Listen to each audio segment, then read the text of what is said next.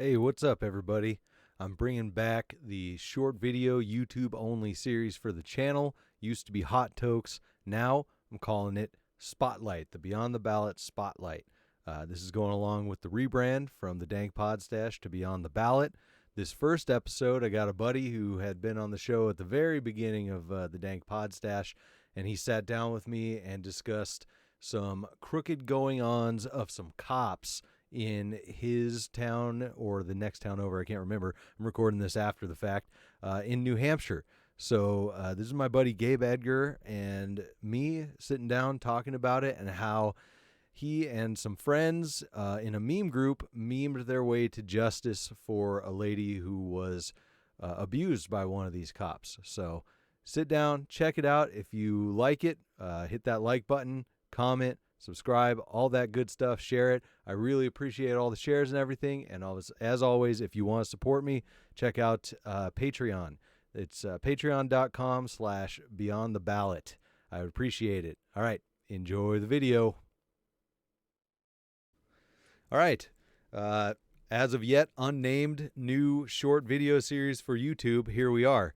If I thought of something clever, it'll be in a pre-recorded intro if you're watching this. But today on this kind of flagship episode, it was called Hot Tokes before when it was the Dank Podstash, but the flagship episode of whatever this is, I'm joined by my buddy Gabe Edgar, and you got some stuff with cops, huh? Yeah, we had in the area. I live in the seacoast area of New Hampshire, and there was a couple of towns that when myself and a group of fellow memers that were kind of in the area found out about it, it seemed like some shady stuff was going on. Kind of the beginning of the story starts off with an arrest report by Rollingsford Police Department, which is like a next town over from me or so. And what the police report said is that a Dover officer, which is Dover's the town that I live in, that the Rollinsford Police Department showed up to his house because of a domestic disturbance. And I thought it was awfully funny. Mm-hmm. And come to find out, after seeing some social media posts by his I don't know if I'm not sure if it's girlfriend or wife's friends and family and herself, that what amounted to the domestic disturbance is she had assaulted his knee with her ribs and therefore had gotten several of her ribs broken. Oh, geez. So so there was a lot of like local backlash, and then the arresting police department, Rollinsford, because of people on social media, questioning it publicly on social media, they took their social media down. So Par for the course. myself, a few other local people, I don't know if they want to be named, but it was kind of like, jumped on the bandwagon a little bit and added to the social media thing. One of the things that they did was because they took down their page, we created one with the same exact name, same exact cover photos, same exact stuff, and then got on some of the local news social media and started stating stuff like, "We've investigated this and we found ourselves guilty of no wrongdoing," and things like that. I'll share you some articles Sure. after the episode's over, so you can post them in the comments so people can kind of decide for themselves what went on. But what this kind of brought to a head was the police department that employed this person. They looked into it. They've since fired him. I don't think there's anything like like, I don't think he's getting his retirement. He's not suspended without pay or whatever. He's completely fired. He's not working for the police department anymore. It's not been clarified to me on whether or not he's able to work for other police departments in the future. Both police departments have washed their hands of the investigation in that they turned it over to the local county. And because of the county's DA's relationship with the local police department, he's actually turned it over to the next county over, because of the social media outrage Good. over it. Because I mean, it's small town New Hampshire, so it's I guess the show's name, Beyond Voting or whatever, is that some people vote, some people don't, but it's kind of like, what do? You just sit there and watch the world burn? Right. This was an instance that was kind of close to home for me and a lot of other New Hampshireites and people that love New Hampshire and liberty. And so kind of took actions into our own hands, shed some light on it. I won't say that we were the only ones that did anything. There was some people from all the way from Portland, Maine, that organized some sort of protests against it. There was I think a lot of the news people, even though they can be fairly pro-state and government, I think a lot of them kind of at least took a semi non-biased look at it. Yeah. So well, I got lots of questions. So it sounds like it was handed over to another county because they actually recognized a conflict of interest and decided to act on that, to act accordingly.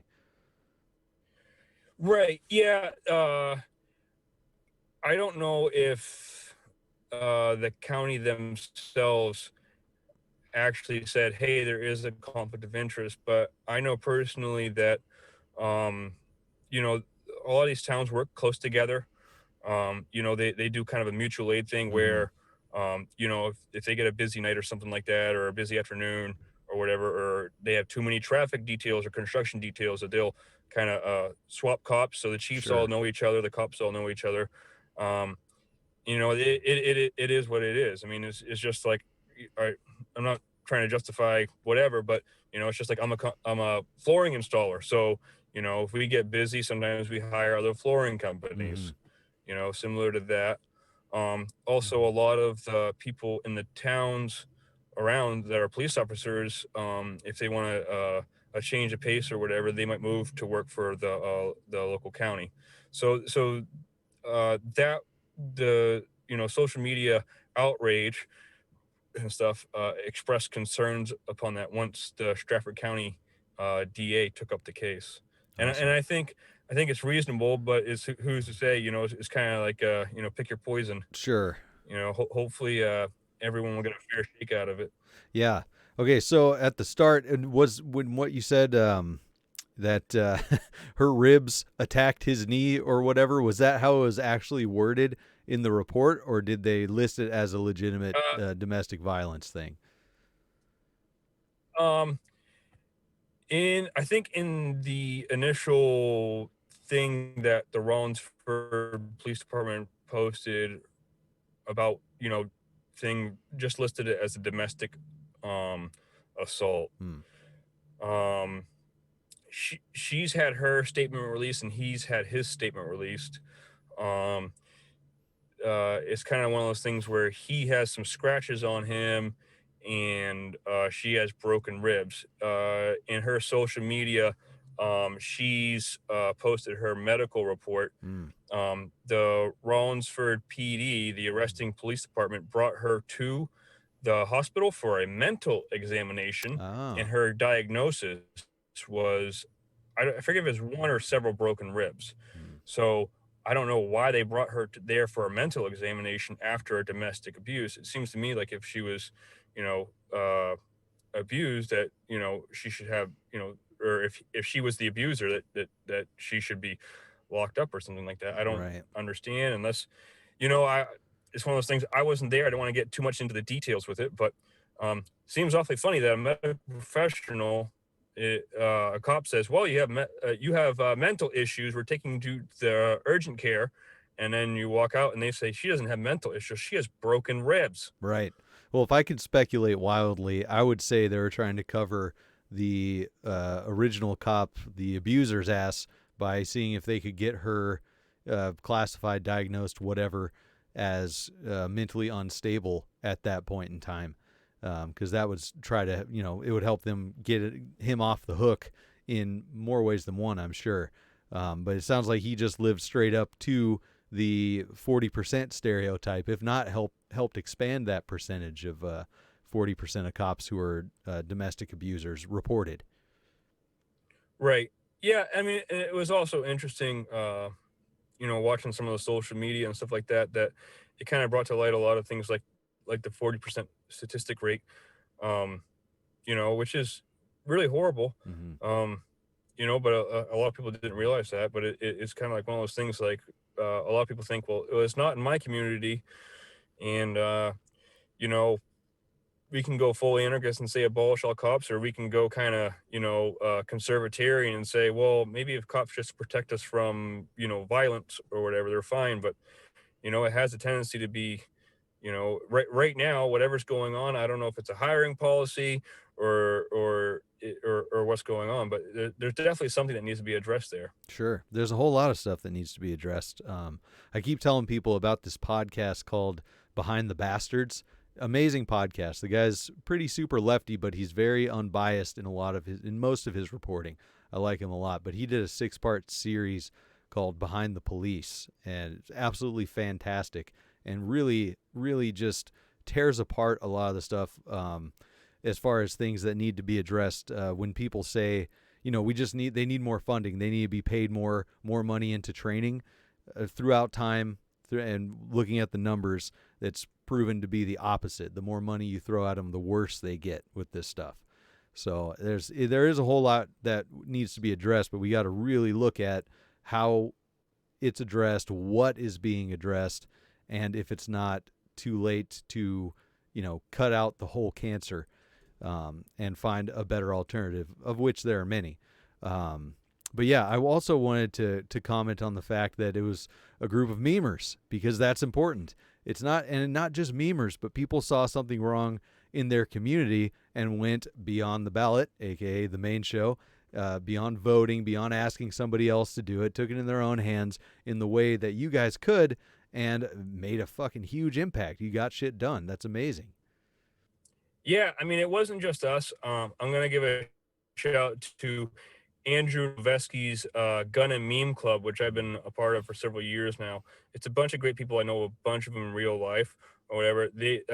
These people all, I'm not gonna name them personally or anything like that, because I don't know if they want to or not. Sure. But I'll at least name the Meme Club, and I'll see if I can get you a link to the Meme Club in case people want to see if they can get in. They may not like it, but huge shout out to them. They're my friends and my family. But there's also her family did awesome stuff by setting up GoFundMe's, keeping us memers up to date, so that we weren't just spewing whatever we wanted to. And then and then the local community, for a handful of memers can only do so much, but we had people sending us videos of stuff recorded in the police station about it. We had a lot of victims of other stuff that happened with cops came forward, and we tried to expose as much of that as we could. I won't get too much into that, because I didn't get too deep into that part. I was just too busy. But there was a lot of females came forward of really odd and creepy stuff that local officers had done in several PEDs if you're familiar with New Hampshire, Maine's 5-minute drive over the bridge from the seacoast, and there were some Maine cops and some Rollinsford cops and all kinds of weird goings on. But those people all legitimate, I would call them victims, but there wasn't enough evidence for us to really push on those items. But a lot of them came out, and they at least supported this situation, and then they were able to be a voice for how bad some police officers could be. And it was just awfully weird how, yeah, sure, there's creepy guys around and stuff like that do weird stuff, but it's even more creepy and more weird when like one of the anecdotes was of an officer pulling over females, and there were several stories of this pulling over females, taking their ID, and then returning their ID, and then several days or weeks later, he would be in his personal vehicle, kind of driving around Of their course. residence and nearby. Fucking creeps. Yeah, that's not, it's not unusual. Like I'm sure that you and I, just because of the things we follow and the way the algorithms work in showing us similar to stuff that we seek out on social media and stuff like that, or that you like, you share, or whatever, we see a lot of these things happen a lot. And I would say most people probably don't. But it's just the way algorithms work. But with just the sheer volume of it, even if it is coming Right. from a biased source, I can't imagine that it's rare. It's because you look at these stories and it's everywhere. Whether or not it's a small percentage or not, it's everywhere. You could probably pull a couple cops from each department in the country, put them in, like a banquet hall or a stadium or something, throw a rock and hit one that's done something shitty like this. I can't imagine that it's that far spread out. Right. Yeah. I mean, me and my, like, I don't know what your local community demographics look like. Like, I'm in kind of like a city area, but it's not crazy, but it's one of those things like, well, it's, small town Dover compared to LA or New York or, Mm-hmm. Spokane or, Austin or whatever the city, and or Miami, Mm-hmm. you name it. And it's kind of like, well, they're not too bad or whatever. Most everyone kind of knows the cops, and they know that some are kind of, some are hard asses, and some are pretty, light, but okay, I haven't gotten a speeding ticket in 5 years, so, Sure. I'm probably okay. But then, you start digging into stuff like this, and it's one thing to have, one bad guy, but when it's just everyone, is deleting social media, and then you have every idiot that's employed by them, speaking about, testifying for or showing a testament of their character and all kinds of other stuff. And you're just like, you can, tell me how good this guy is, but his actions don't show it. Exactly. Exactly. Yeah. And yeah, there's a whole lot we could get into about cops. I like that you're giving it a fair shake on this, because it does come down to judging the individual. I've been at it all day with a couple different people, in between making videos for Patreon and stuff, that have been just hard opposed on which side of the all cops are bad debate they're on. It's like, guys, if you would stop screeching at each other for a couple minutes, we could actually have a conversation here, and you would have a lot of things that you agree on. It's not that hard. It needs to be a fair, nuanced conversation about all this stuff. But when you're caught red-handed, when you're guilty, you're guilty. So I think that's something everybody's got to remember when approaching Right. this stuff. Right. Yeah. I mean, as far as all cops are bad, I would say that there's definitely some nuance to that. But I would say there's definitely some bads that are more egregious and immediate threats to others. When we talk about, like in this instance, that we're talking about, there was a domestic dispute. A cop broke his spouse's ribs over the dispute. During the dispute, whether she initiated it or not, who knows? But then he called the cops on her, and when it started out, it appears there wasn't going to be much of an investigation. And then after, some testimonies come out, it's still kind of in the court process, but it kind of shows, that this was a more egregious thing than others. Sure. Yeah, absolutely. Awesome, man. Well, that's about it for the time we got for these short bites of info, but that was fucking jam-packed full of stuff, and a really awesome situation that it turned out to be, that you guys and everyone that helped you and worked together in this community really getting, to be honest, a piece of shit from keeping him accountable. It's really good. So thank you for your service, Meme Lords. We appreciate it. And I'll throw whatever links you send me in the description so people can check out the group and check out the stories from this, man. What do you got anything for a sign off? No, man, it's good to see you again, and we'll have to chat again about some other New Hampshire BS in the future. Yeah, sounds like a plan. Good to see you as well. All right, man. Thanks for coming on. All right, bye. See ya. All right, that's the first iteration of Beyond the Ballot Spotlight. I hope you all enjoyed it. Remember, you can find Beyond the Ballot pretty much on any social media at Beyond Ballot Pod, Facebook, Instagram, Twitter. You can find me. I'm Non-Voting Nick everywhere. If you want to find me or the podcast and spotlight through me, definitely check out Non-Voting Nick at Non-Voting Nick everywhere. If you like it, remember, like, subscribe, share. Like all the social media, share on the social media. We're doing giveaways up until Saturday at midnight still from episode 100 of the Dank Pod Stash, sponsored by Voluntary Apothecary. So get on that. Check out episode 100. You'll see in the description anything you got to do for the giveaway. If you want to support me monetarily, I really appreciate it. You can do that as well as checking everything else out at gobeyondtheballot.com or at patreon.com/beyondtheballot. Got new exciting stuff for you. There's a tier for everyone in Patreon, awesome rewards. You can become a part of the spotlight of Beyond the Ballot, all kinds of shit. It's fucking cool. So check that out. I really appreciate the support. I'm going to have a new goal up there soon to help get some new camera equipment so I can take the podcast mobile. Do some mobile videos, maybe some new segments, some stuff for patrons. If you're supporting me, you'll get some exclusive stuff, and I really appreciate it. Thank you all for watching. Have a good one.